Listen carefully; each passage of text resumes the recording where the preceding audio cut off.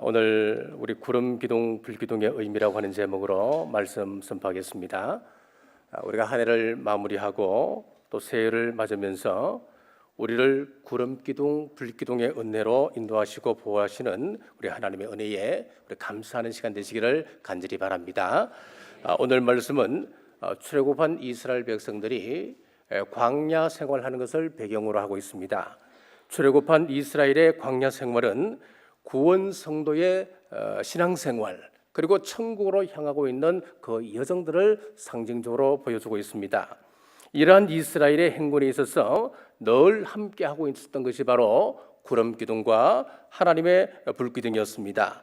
자, 이것은 하나님께서 우리와 함께 하신다 하는 그 역사를 우리에게 보여주고 있는 것입니다. 불기둥과 구름 기둥의 의미 첫 번째는 구름이 회막을 덮고 여호와의 영광이 충만했다 했습니다. 35절에서 36절 말씀 제가 봐드리겠습니다. 구름이 회막 위에 덮이고 여호와의 영광이 성막에 충만하였으며 구름이 성막 위에서 떠오를 때에, 자, 여기서 이 회막이라고 하는 것은 교회를 상징합니다. 그리고 구름이 회막을 덮고 그 위에 하나님의 영광이 충만했다라고 했습니다. 구약의 그 성막은 천국의 모형이기도 하지요. 그리고 그 핵심은 하나님의 임재에 있습니다. 구약 시대 성전이 뭐냐? 우리 한마디로 묻는다고 한다면 우리 하나님께서 계신 곳, 그렇게 이야기해도 무방합니다. 자, 솔로몬이 성전을 건축했을 때에 구름이 가득했습니다. 열왕기상 8장 10절에서 11절에 보면은 제사장이 성소에서 나올 때에 구름이 여호와의 성전에 가득하며 제사장이 그 구름으로 말미암아 능히 서서 섬기지 못하였으니 이는 여호와의 영광이 여호와의 성전에 가득함이었더라. 자, 구름이 성전에 가득했는데 이것을 보고 뭐라고 이야기하느냐? 여호와의 영광이 성전에 가득하였다. 저 그곳에 하나님께서 머무르셨다, 그 이야기입니다. 자, 성전의 핵심인 영광은 하나님 임재에 있습니다. 자, 그러면 그 반대는 무엇입니까? 하나님의 영광이 떠났다고 하는 거예요. 성전에서 여러분의 삶 속에서 하나님의 영광, 하나님의 임재가 떠나가 버린다면은 그만큼 비참한 것은 없습니다. 여러분, 이 세상에서 재물을 잃어버린 것, 그거 비참할 수 있지요. 명예를 잃어버리는 것, 권세를 잃어버리는 것, 내 건강을 잃어버리는 것, 비참할 수가 있지요. 그런데 하나님께서 지금 말씀하시고 있는 것은 무엇이냐면은, 그것보다도 근본적으로 우리의 비참함을 이야기하는 것이 무엇이냐면은 하나님의 임재에서 떠나가 버렸다, 그것을 이야기하고 있는 거예요.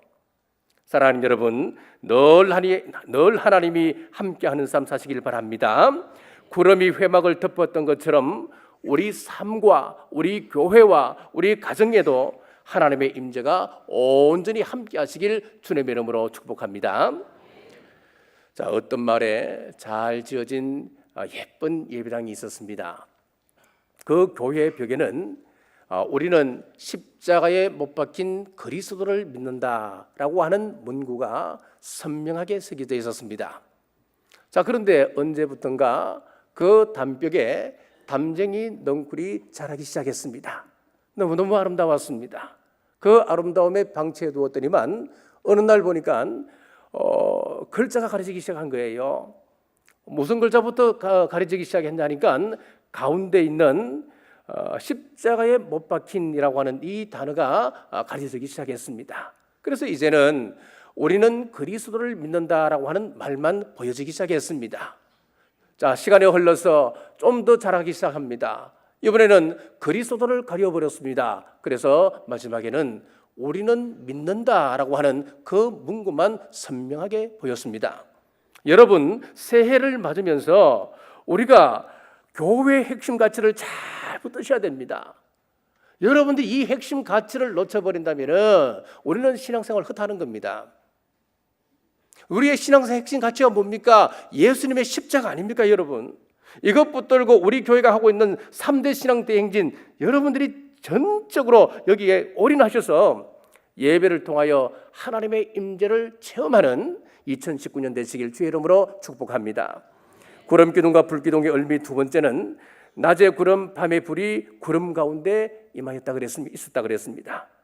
이 38절 말씀입니다. 낮에는 여호와의 구름이 성막 위에 있고 밤에는 불이 그 구름 가운데 있음을 이스라엘의 온 족속이 그 모든 행전하는 길에서 그들의 눈으로 보았더라. 낮에는 구름 기둥이 그리고 밤에는 불 기둥이 이스라엘 백성들과 함께하고 있는 그 모습을 보았다 그랬습니다. 이스라엘이 당시 광야를 행진하고 있었기 때문에 이로 인해서 뜨거운 직사광선을 낮에는 그대로 다 받아야 했습니다. 그리고 밤에는 일교차로 추운 밤을 보내야 했습니다. 하지만 구름 기둥이 그들을 가리워 주었습니다. 그리고 불 기둥이 추운 밤 이불처럼 그들을 보호해 주었습니다. 이러한 구름 기둥과 불 기둥의 모습은 우리를 보호하는 하나님의 역사를 말씀하고 있습니다. 이사야 43장 1절에서 3절에 이런 말씀이 있습니다. 야곱아, 너를 창조하신 여호와께서 지금 말씀하시느니라. 이스라엘아, 너를 지으신 이가 말씀하시느니라. 너는 두려워하지 말라. 내가 너를 구속하였고 내가 너를 지명하여 불렀나니 너는 내 것이라. 내가 물 가운데로 지날 때에 내가 너와 함께 할 것이라. 강을 건널 때에 물이 너를 침몰하지 못할 것이며 내가 불 가운데로 지날 때에 타지도 아니할 것이라. 불꽃이 너를 사르지도 못하리니 대저 나는 여호와 내 하나님이요 이스라엘의 거룩한 이요 내 구원자임이라. 내가 애굽을 너의 속량물로 구스와 스바를 너를 대신하여 주었노라. 이사야 43장의 이 말씀은 이스라엘 백성들이 바벨론 포로 시대 때 주어졌던 그 말씀이에요. 하나님께서 그들을 버리지 아니하셨습니다. 지금 왜 포로가 되었느냐? 이스라엘 백성들이 하나님의 말씀에서 벗어났기 때문에 하나님께서 포로로 그들을 잡혀가게 하셨다는 거지요. 그런데 죄와 징벌 가운데 그들을 그대로 버려두지 아니하시고 보호하시고 회복하실 것을 이사야 43장에서 말씀합니다. 그러면서 구체적으로 어떤 약속을 주시느냐 하니까 그들을 지으시고 조성하신 하나님께서 두려워하지 말라. 물 가운데 불 가운데 지나도 해를 당치 않도록 해 주겠다. 철저하게 보호해 주심을 약속하고 있습니다. 여러분, 우리의 삶이 그러합니다. 연약하고 죄가 많은 우리 인간들입니다. 우리 면면을 뜯어보시면은 하나님 앞에서 온전한 사람 찾을 수가 없습니다. 우리는 하나님 앞에서 다 죄인이었습니다. 하지만 예수 그리스도 그 이름으로 말미암아 우리를 다만 의롭다고 칭히 의롭다 해주셨다는 그 사실밖에 없습니다. 우리가 이 사실 생각한다면은 우리가 이 세상 속에서 성도로서 사는 그 삶 속에서 하나님 앞에서 어떤 삶을 살아야 되겠느냐? 나는 공로 없이 구원받았습니다. 공로 없이 의롭다고 칭함을 받았습니다. 이 사실을 생각한다면은 우리는 하나님 앞에서 우리 말씀에 그울에 비추어서 삶을 새롭게 다짐해야 된다는 거예요. 연약하고 죄가 많아서 여러 실수가 있습니다. 우리는 늘 공격하고 또 고통스럽게 여러 여건들이 우리를 그렇게 만들어 가지만은 오늘 말씀 속에서 하나님은 보호하신다.